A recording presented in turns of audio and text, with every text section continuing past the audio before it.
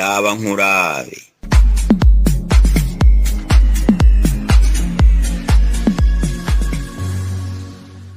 Ndabankurabe maze tuvugana ukuri.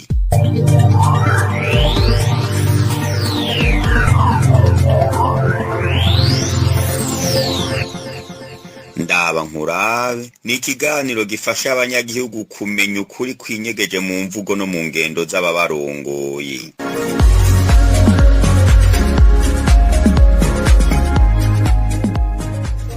Mugishikirizwa n'incabwenge ziyemeje kwamana ntaryo, zimurikira abanyagihugu kugira ntibagwe mu kaziri bakita kaziba.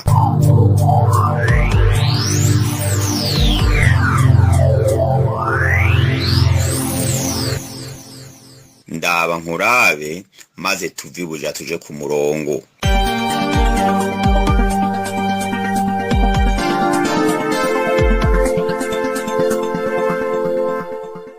Bashinga ntahe bapfasoni namwe bagabo eka namwe bwerwa rukanda baramukije. Ndi Sebasiyano Ntahongendera mumenyereye mu kiganiro Ndabankurabe. Ico naco nkuko mubizi kikaba gifise intumbero yo kugobotora insiguro zigobetse mu majambo amwamwe akoreshwa ngahi wacu, na cane cane ayasohoka mu kanwa k'abarongoye abandi. Mu kiganiro c'uno munsi nashimye ko twokwihwereza hamwe aya majambo umugabo, umushinga ntahe. Kuri ubu bamwe mutihogama, aho hohoga yemwe ahava gobotoramwo insiguro nyabaki, ko twese tuzi umugabo icarico tukamenya umushinga ntahe icarico. Imbere yuko ngo botora insiguro zigobetse muri ayo majambo, nagomba twibukanye ko ubu mu Burundi hari habaraye bakarengwa kwitwa abashinga ntahe, ahubwo bahitamwo kwitwa abagabo, mbere unabisa abashinga ntahe mukabipfa. Kugira dutahure canke dutahuze bamwe n'abandi, reka rero turabire hamwe isano ayo majambo abiri afitaniye, maze tuze kwenderaho twihweza ivyo izirikanwa n'ishirwa mu ngendo vy'ayo majambo vyoba vyarubatse canke vyarasambuye mu Burundi. Nkuko nabisiguye mu kiganiro giheruka, ijambo burya risakaye utuntu turiranga, aritwo nise uturanga nsiguro. Mu vyo utwo turanga nsiguro dufasha, naye navuze nko gutahura neza udakekeranya insiguro y'ijambo runaka. Ico nokongerako, utwo turanga nsiguro dufasha kandi gutandukanya neza ijambo runaka n'irindi jambo uwo mengo arasa, wogira ngo avuga kimwe. Reka mbandanirize aho nahereye nihweza ya majambo umugabo n'umushinga ntahe. Mbega umugabo bisigura iki? Mwijambo umugabo harimo turanga nsiguro dushira habona ivyo jewe nita indangabuntu. Reka mbivuge mu gifaransa, ubona ko mama wanje abarundi bamwe bamwe na cane cane abaciye mu mashure ngo basigaye bumva igifaransa gusumvya uko bumva ikirundi, na cane cane iyo hageze amajambo avuga ivy'ubuhinga n'ubumenyi. Ngize nti rero nti mwijambo umugabo harimo turanga nsiguro rushira habona les valeurs, ivyo jewe niyise indangabuntu. Izo ndangabuntu nazo ni nkizi: ubutwari, ndeka mvugera bravo kugira ngo mfashe abontahura batevye canke bontahura nabi. Mwijambo umugabo harimo kandi ububangutsi mu byo gutabara canke kubangurukanya. Hari naho muhora mwumva ngo ahari abagabo ntihagwe ibara. Turasangamo kandi mwijambo umugabo ukuba kiremesha mu rugo. hamwe muhora mu bavuga ngo urugo ruvuyemo umugabo rusigaramwo umugayo. Harimo kandi ukurinda, umugabo arinda kaje, harimo inguvu z'umubiri. Izo siguro rero uzibona ufashe ijambo uko rivuze cyangwa uko ryanditse, mugabo ubivuze uko bikunyura mu bwenge utaravye inyubako y'iryo jambo. Ufatiye ku inyubako ryaryo, ni ukuvuga ukaryihweza ukoresheje indimburo y'ikirundi, ivyo twita grammaire, ukaja ku itsitso ry'iryo jambo, urashobora gusangamo kandi izindi nsiguro. Itsitso ry'ijambo umugabo naryo ni gab. Iryo gab naryo urishize kurivuga usangamwo kugaba. Kugaba navyo bifise nibura insiguro zitatu.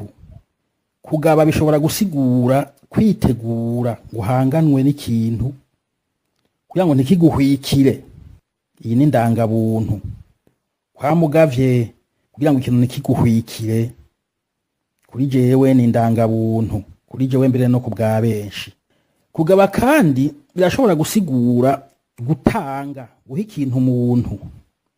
Akarorero, muganwa karabona yarangabiye itongo, naka baramugabiye amajwi. Ufatiye kuri utu turero tubiri gusa, urashobora kubona ko ijambo umugabo ngaha ritanguye gusa nk'iritakaza akantu kuri za ndangabuntu twariko turavuga mu kanya gaheze. Kuko umugabo nimba ari umuntu atanga ibintu, aha abantu ibintu, ni vyiza. Ariko ni vyiza kandi kumenya ivyo yagavye iyo yabikuye, uko yabitanze n'icatumye abitanga.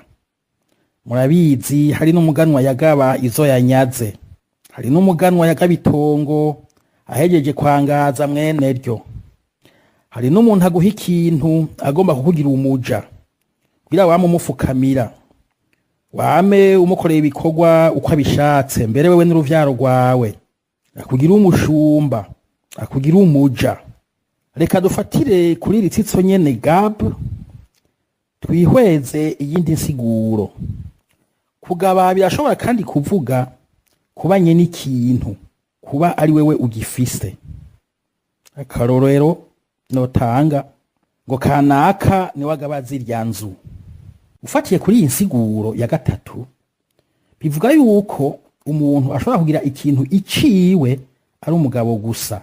None umugore iyo ari wenyene ikintu, ugira ngo baravuga ngo arakigora, eka bavuga ngo arakigaba.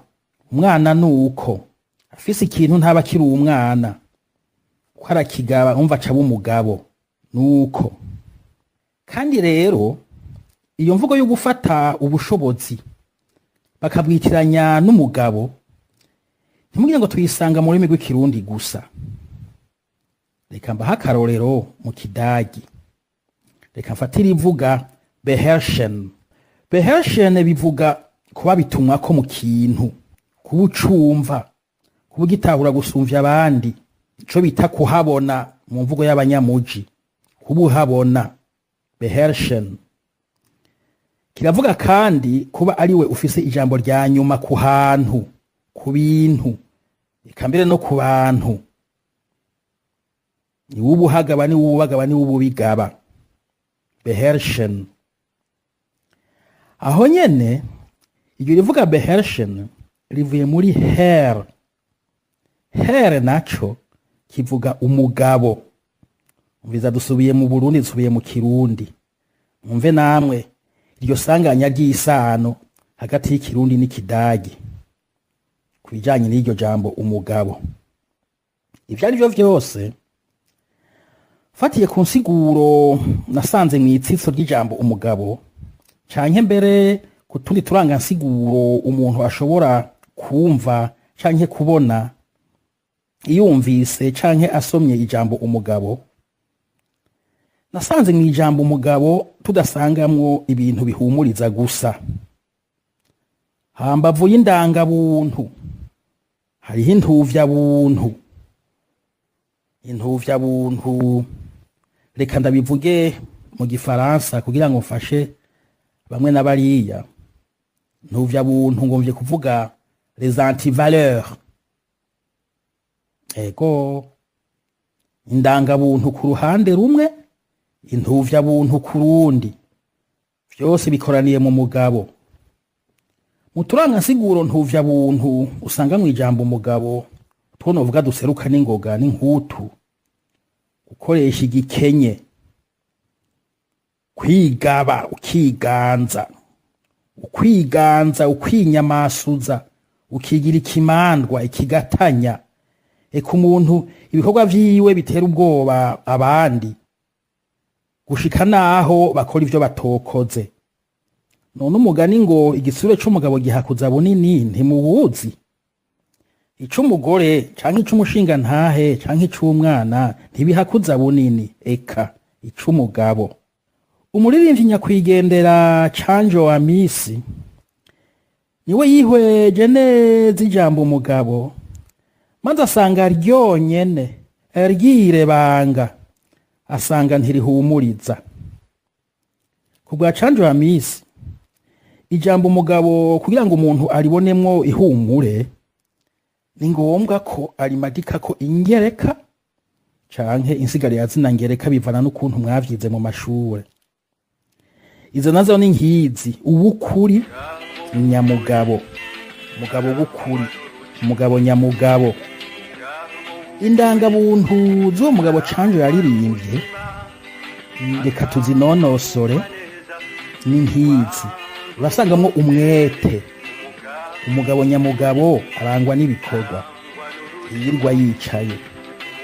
Urasangamwo ubumwe, umugabo w'ukuri yamashize hamwe n'abantu bose, kumvikana n'abantu bose. Urasangamwo kuja hamwe n'abandi, umugabo nyamugabo, umugabo w'ukuri sinyamwigendako. Akabirya rero mwihwezo w'umugabo Canjo wa Misi yamarwanira amahoro ahari hose, ukwamurwanira amahoro aho uri hose. Aya majambo abiri kwama hose arahambaye, arakwiye ko twoyazirikana tukayaha agaciro akwiye.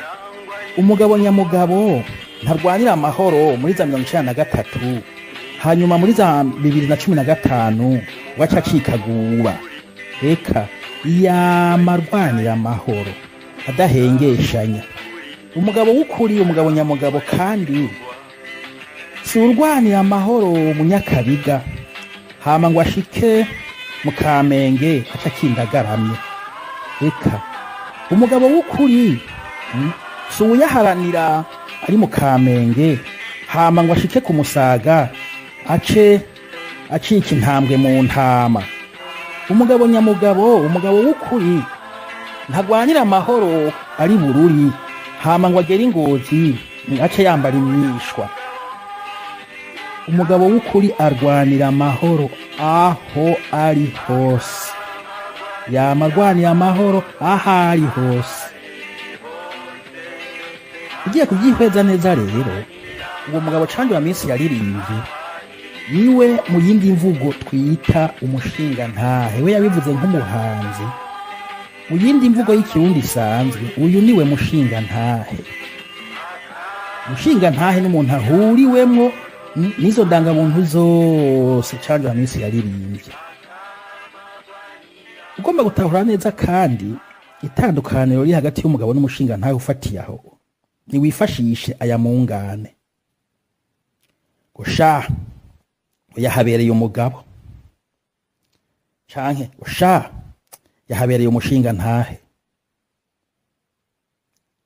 Mbega yo mungane akoreshwa mu bihe bihe? Yahabereye umugabo bayivuga mu gihe umuntu yasohotse canke yasohoye abandi mu ngorane akoresheje inguvu canke ubundi buryo umuntu ashobora kubona n'amaso canke mbere no gukorako, kadavyite les moyens physiques palpables mu rurimi rw'igifaransa. Nuko ariko iryungane yahabereye umushinga ntahe rikoreshwa iyo umuntu yasohotse mu ngorane canke akazisohoramwo abandi akoresheje ubuntu, ubwitonzi, ubushishozi, ubwenge ndemanwa, co no kwita la sagesse mu rurimi rw'igifaransa. Nze ndabivuga mu gifaransa kugira ngo nze ndafasha abumva n'ingoga igifaransa gusumvya ikirundi iyo hageze cane cane amajambo ajanye n'ivyo buhinga n'ubumenyi. Umushinga ntahe yahabereye umushinga ntahe babikoresha muri ico gihe. Reka ndabaha akarorero. Muri Bibiliya igihe abagore babiri bapfa umwana, umwe ngo ni rwanje undi ngo ni rwanje, muribuka Salomo ngene yabigenjeje. Yafashe umupanga atereka ndamuringanize mwo kubiri, maze umwe atwara igice undi atwara ikindi. Umugore umwe ati gagwa, ati eka, ati ntibikabe, ati ndamuhevye, nafuma mutwara uwo. Urundi atabwo watebeje, gegena, himbura camwo kubiri. Urubanza rwari rwiciye. Nonaho Salomo yahabereye umugabo canke yahabereye umushinga ntahe?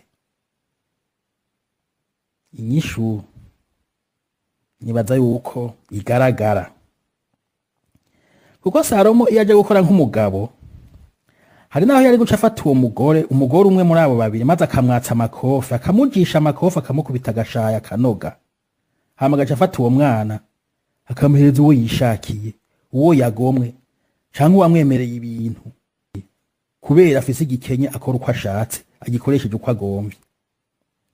Kandi aho rero uwo aronse umwana muri ubwo buryo atashe, nibaza ko yari gutaha yishongora avuga gute? Yari vuga ngo Salomo ngo n'umugabo, ngo yahabereye umugabo. Ngiryo itandukaniro riri hagati y'umugabo n'umushinga ntahe. Ubushinga ntahe kwa gutorera ingorane umuti, kwa gukiranura abantu, kwa kwigobotora mu bintu ukoresheje ubwitonzi, ubushishozi, ubwenge ndemanwa, ubuntu. Nivyo kandi mu Burundi nivyo tubuze, nivyo twabuze, nivyo dukeneye. Igihugu c'u Burundi sije ndabivuga nibo bavyivugira ngo kirimwe abagabo. Abashinga ntahe aho wababonye? Ubushinga ntahe pi. Ukuntu rero ubushinga ntahe wacu bagiye buratituka naho bitugejeje, nzobigarukako mu kiganiro gikwirikira kandi kitazoteba. Ariko mube muriyumvira, mube murategera, mube murazirikana yuko ubushinga ntahe aho butari haba inguvu. Inguvu nazo ico zikora twese turakizi. Nzobigarukako. Nkaba ndabasezeye ntimusangwe intahe. Murakoze.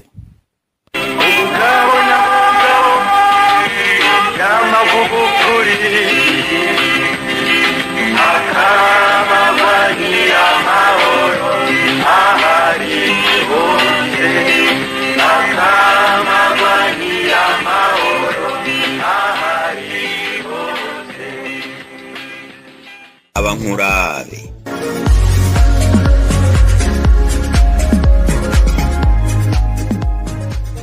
Ndabankurabe maze tuvugana ukuri.